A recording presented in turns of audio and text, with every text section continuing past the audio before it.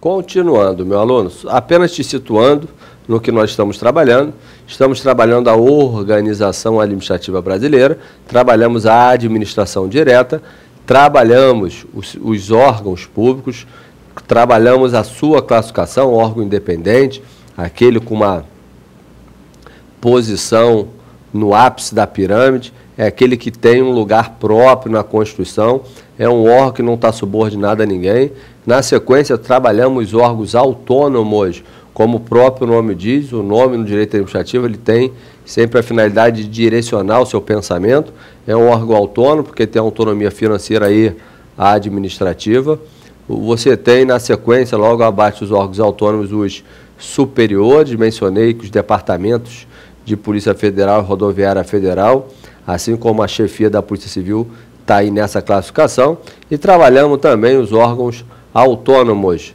No momento seguinte, saímos da administração direta e entramos na indireta.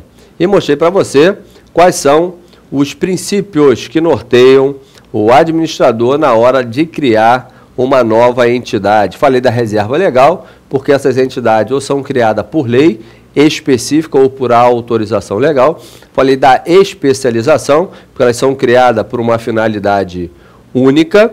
E falei também do princípio do controle, aquele preceituado descrito no Decreto-Lei 267, e abri um leque. Falei do controle político, onde o chefe do executivo vai nomear, evidentemente, os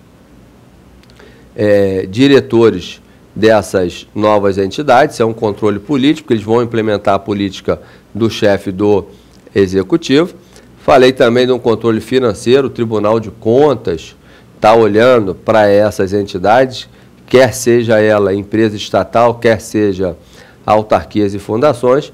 Eu falei de um controle administrativo, trabalhamos recurso hierárquico próprio e o recurso hierárquico impróprio também, misturando aí com o tema.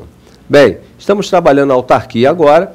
Na autarquia, trabalhamos o conceito de autarquia, viemos detalhando para você, disse para você que a autarquia é criada por lei, exerce atividade típica ou própria do Estado, e viemos trabalhando essa atividade típica e própria do Estado, onde, para que você tenha uma zona de certeza, a fim de que você afirme de forma contundente se a atividade é típica ou não típica do Estado, trabalhei uma zona de certeza positiva, uma zona de certeza negativa. Mencionei que pode existir uma zona cinzenta, onde você vai certamente ficar em dúvida se aquela atividade é ou não própria do Estado, tudo bem?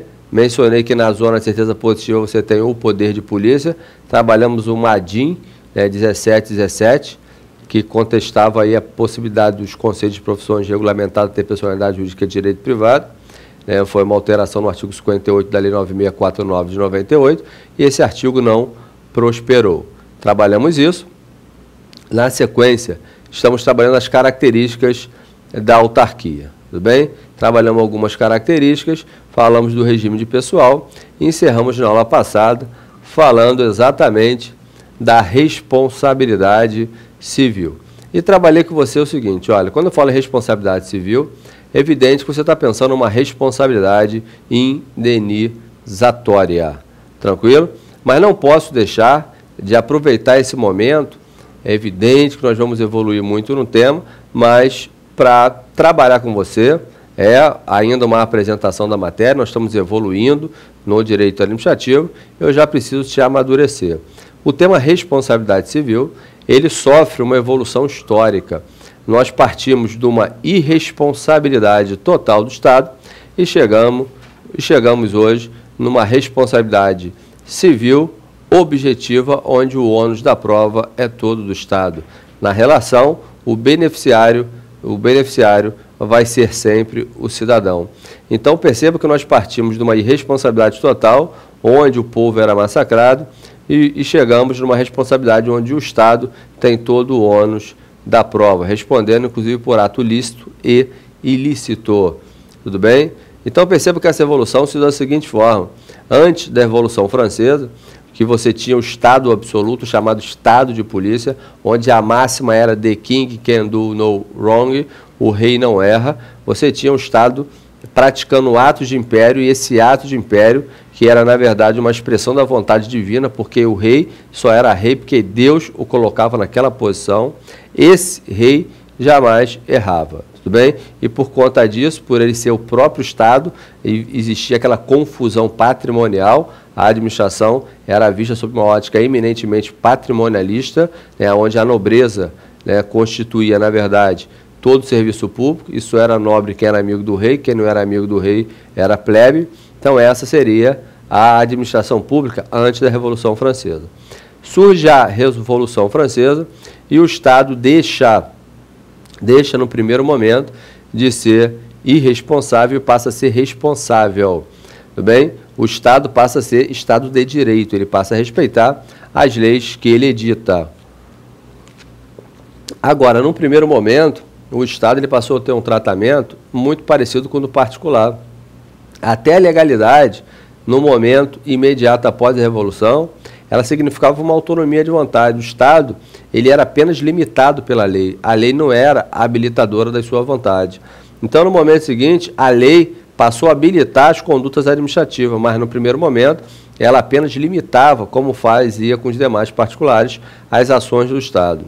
Então, dessa forma, nesse primeiro momento, a responsabilidade do Estado ela progrediu, deixou de ser irresponsabilidade para se tornar uma responsabilidade subjetiva. Então, observe que se o Estado causasse um prejuízo a alguém, esse alguém ele deveria provar que o Estado incorreu em dolo ou culpa e indicar a pessoa que lhe prejudicou. Então, nós evoluímos de uma irresponsabilidade, houve uma evolução, mas todo o ônus da prova ficava com o cidadão. E o cidadão, evidentemente, muitas vezes, é só você olhar a vida conturbada que você leva hoje, você sofre um dano causado pelo Estado, e como é que você vai indicar a pessoa que efetivamente causou o dano?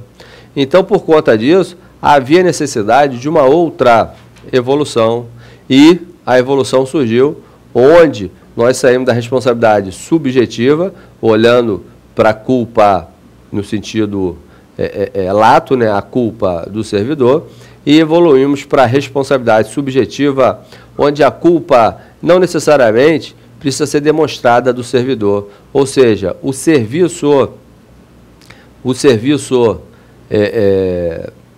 ele já tem inserido nele a chamada culpa anônima, a culpa do serviço. Então perceba que se você sofre, né, ou seja, nesse momento, ganhou um caráter de impessoalidade nas condutas administrativas. Não importa quem praticou a ação, o fato é, o Estado errou, o Estado praticou um ato ilícito, ele paga por isso. Depois ele resolve lá com o servidor dele. Mas ainda assim, o ônus da prova ficava na mão do cidadão. O cidadão, na sua petição inicial, tinha que mostrar que a conduta do Estado lhe causou um dano, existe uma relação da conduta do Estado e o dano sofrido pelo cidadão, e, além disso, deveria mostrar que o ato praticado pelo Estado foi lícito, ou seja, o Estado incorre em dolo, ou seja, fez com intenção, ou culpa, foi negligente, imprudente ou imperito. Tudo bem? Então, nós já temos a irresponsabilidade do Estado, que evoluiu para responsabilidade subjetiva, que evoluiu, tudo bem? Isso cai em prova, evolução da responsabilidade, que evoluiu para responsabilidade na modalidade culpa do serviço e na sequência a gente sofre uma outra evolução, que seria a responsabilidade objetiva. O Estado passa a responder não só por atos ilícitos, como por ato lícito também. Só para que você não fique numa abstração total, funciona mais ou menos assim. Bem, quando um delegado de polícia ou um inspetor de polícia prende alguém e essa pessoa presa é torturada, o que você imagina? Bem, o direito de prender lhe assiste. Agora, se houver a tortura, surge nesse momento, para aquele que está sendo preso, um direito de acionar o Estado, porque torturar é ato ilícito. Nós temos aí a lei da tortura. Servidor público não pode torturar, bandido, tudo bem? Se você tem dúvida nesse momento, pode contratar um psiquiatra, tudo bem? Então observe que agente da Polícia Federal prende estuprador e tortura. O ato praticado pelo agente é ilícito e esse estuprador pode mover uma ação em face da União para pedir uma indenização pelos transtornos físicos e psicológicos causados pelo servidor da União. Tudo bem? Perceba que eu estou mencionando que a ação é em face da União. Tranquilo? Teoria da imputação. Os atos do agente são imputados à pessoa a qual ele pertence. Tranquilo? Bem, responsabilidade do Estado por ato ilícito. Muito cuidado. Você também poderia ter a responsabilidade do Estado por ato lícito. Imagine que você que está me assistindo nesse momento e eu fizéssemos parte de um grupo, de uma sociedade. Tranquilo? Bem, e decidimos fazer o seguinte, nós do grupo, né? Vamos imaginar que o Estado se resumisse a nós desse exemplo aqui citado. Vamos construir um viaduto para melhorar a nossa vida da cidade que nós moramos até o centro da cidade, né? Imaginando que nós moremos aí afastado mais para o interior. Então a gente constrói um viaduto, perfeito. O viaduto foi construído com recursos nossos e após a conclusão da obra, o meu imóvel, que valia R$300 mil, teve em frente a ele um viaduto. Perceba que eu tinha uma vista maravilhosa. Após a construção do viaduto, eu não consigo ninguém que me dê R$50 mil no meu imóvel. Ele sofre uma desvalorização para atender a todos da coletividade. Ele sofre uma desvalorização de mais ou menos R$250 mil. A pergunta eu fico com o ônus sozinho e todos os demais ficam com o bônus de ter um viaduto. Somente eu vou pagar R$250 mil para que todos cheguem rápido no trabalho. Então perceba que construir viaduto é um ato lícito, mas em que pese ser um ato lícito, causou um dano específico anormal a uma pessoa. É um dano jurídico, né? É um dano jurídico de valor certo, 250 mil, é anormal porque só eu sofri, é específico porque você sabe quem sofreu fui eu, e é um dano jurídico, porque o meu bem, o meu patrimônio, o meu direito de propriedade, ele foi violado. Tranquilo? Então observe que todos daquela coletividade têm que dispor de um vintém para que a perda seja equânime, seja igual para todos. Então essa é a ideia da responsabilidade objetiva. Indenizar por ato lícito e por ato ilícito. E o grande detalhe da responsabilidade objetiva é o ônus da prova.